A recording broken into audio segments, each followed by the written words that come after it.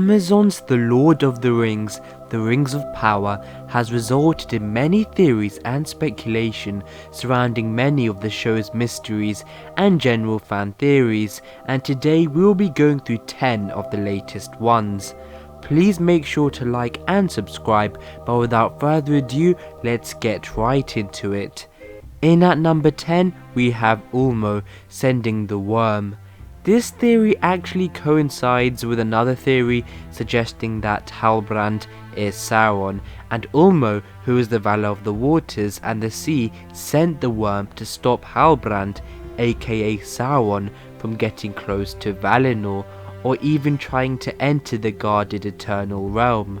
However, this does seem quite far-fetched, as the worm did kill many innocent people, and would that really have been the intention of Ulmo, a Valar? But it's still an interesting theory nonetheless. At number 9, we have Mount Doom. This number is actually two-parted, with the first part revolving around the possibility that this is Mount Doom in the background of this farm shot in Teherad. The Sauron-marked sword, which is found by Theo, is in the close proximity of the massive mountain, which could be Mount Doom, so that could be a quite interesting coincidence, or maybe even something more. From the trailers, the second part of this point is that Mount Doom might go boom and explode at some point during the season, presumably episode 6 to 7, the action episode so to speak, due to these shots from the trailers, which does show some explosion of some sort happening. We shall have to wait and see. Next up, at number 8, we have Ayari not being one of the faithful. Ayari, the daughter of Elendil, who will become a prominent leader of the faithful who likes the elves, and as we saw in episode 3, Elendil means elf friend, but Ayari might not be one of the faithful, or even like the elves, as in this scene where there is a play mocking Galadriel's entrance to Numenor within the wider context of it being an elf being on the island. The Numenorians are laughing and enjoying it, and Ayari is also joining in with the laughter, unlike her brother, who was actually quite excited about Galadriel's arrival, and so was his father. This will be an interesting development to follow along. At number 7, we have Mithril in the box. Many have been suggesting what is in the box that during the third opens at the end of episode 2, and funnily enough, some have even said it could be the Arkenstone, which obviously for lore reasons isn't the case, but a more viable option is some sort of Mithril, which could have been what the dwarves were mining here and trying to hide from Elrond due to its secrecy and its importance. Mithril of course plays a major role in the Second Age, even within the Forging of the Rings itself, and the subject of this prized possession currently owned by the dwarves could lead to some envy and intrigue by the elves, or some of them at least. We shall see. Nearly halfway there, in at number 6, we have, is this sword Nasal? There has been some speculation as to whether this sword, given to Elendil by Queen Regent Miriel, is in fact the famed sword Nasal. However, the sword does look quite different to the Peter Jackson movie Nasal sword, but this may be due to a rights issue.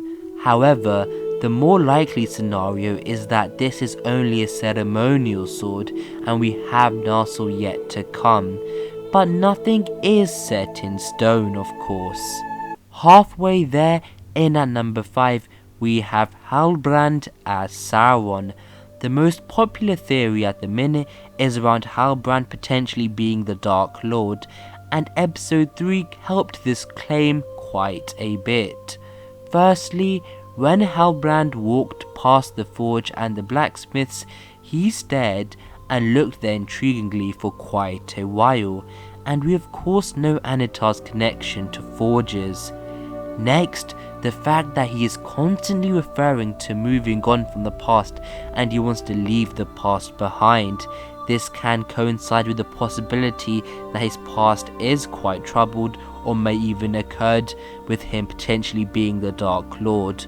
Also, his internal anger and rage, they came out of nowhere when fighting that elf-hating mob in Numenor. The fact that he left all his crewmates to die and that he is now somehow the heir to the King of the Southlands.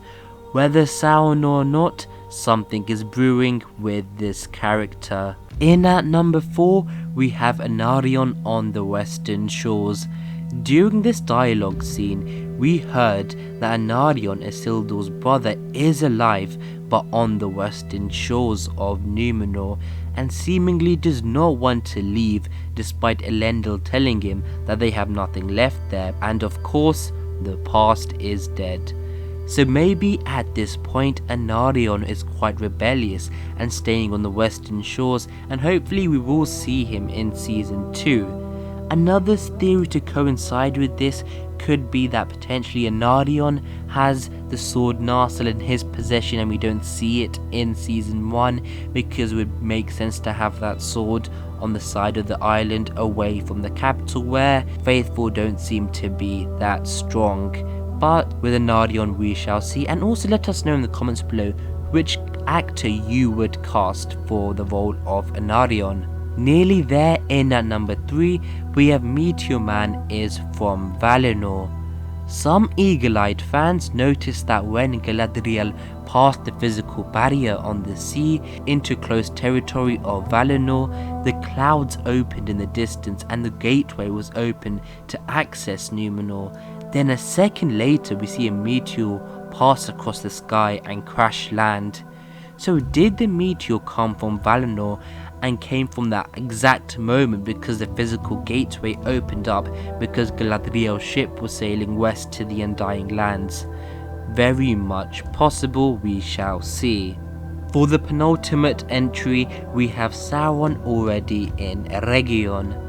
Well, for this part, we should say Anatar, the Lord of Gifts.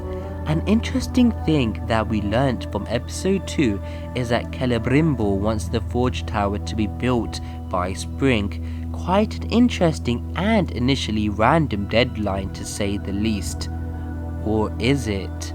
Some have questioned that the reason Celebrimbor is demanding this is because someone actually behind the scenes is pulling the strings and wants it done by then. And could this person be the famed Anatar, the Lord of Gifts, and we find out about this right at the end of season 1? I still do believe the Hal Brand theory is more stronger at the minute, but this one is more lore accurate. Finally, in at number 1, we have that Hal Brand is the king of the Oathbreakers or the dead.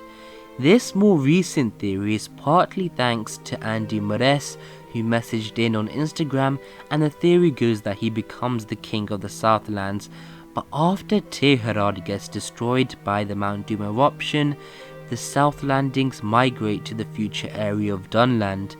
Then maybe Theo, his heir, because potentially Halbrand is the father of Theo, might side with Sauron because he can't forgive his father Halbrand.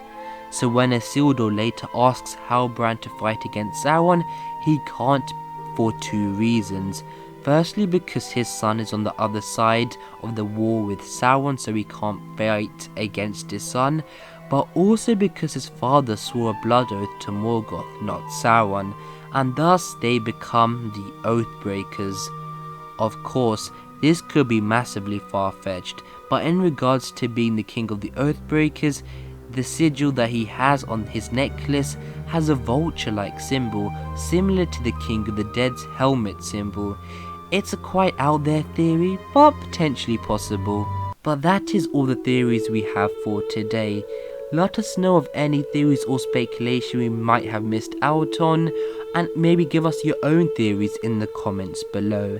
And of course, a noticeable absence from this video is theories around the identity of the famed Meteor Man, and this is because we have a whole video on that here, so make sure to check that out.